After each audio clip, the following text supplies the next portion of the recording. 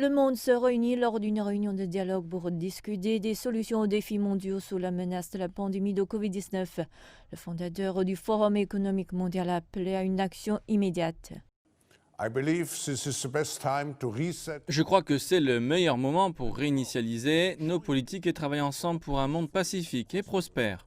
Le président chinois Xi Jinping a partagé son sentiment dans son discours spécial, appelant à une action mondiale, à une réponse et une coopération pour faire face aux défis, alors que le monde traverse ce que certains experts appellent la pire récession depuis la fin de la Seconde Guerre mondiale.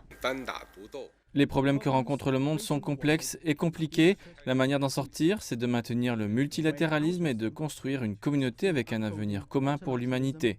Il a appelé les pays à intensifier la coordination dans les politiques macroéconomiques, à abandonner les préjugés idéologiques et à suivre la voie de la coexistence pacifique et des bénéfices mutuels.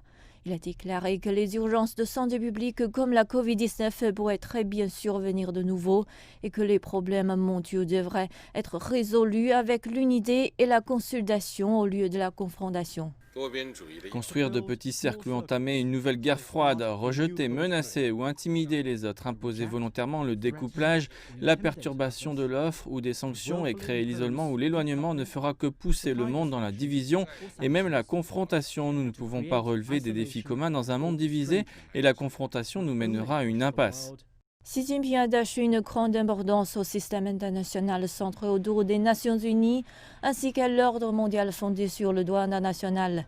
Il a souligné que le monde devait donner à l'Organisation mondiale de la santé tout le rôle qui lui est réservé. Il a également appelé à des réformes pour l'Organisation mondiale du commerce et le système financier mondial. Il a exhorté les parties à respecter l'accord de Paris de 2015 sur le changement climatique et à promouvoir le développement vert.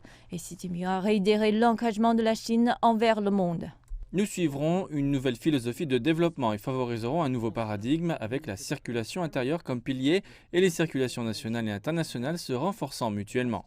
Il a ajouté que la Chine continuerait de mettre en œuvre une stratégie gagnant-gagnant en ouvrant son économie afin d'offrir plus de possibilités à d'autres pays et de donner un élan à la reprise et la croissance économique mondiale.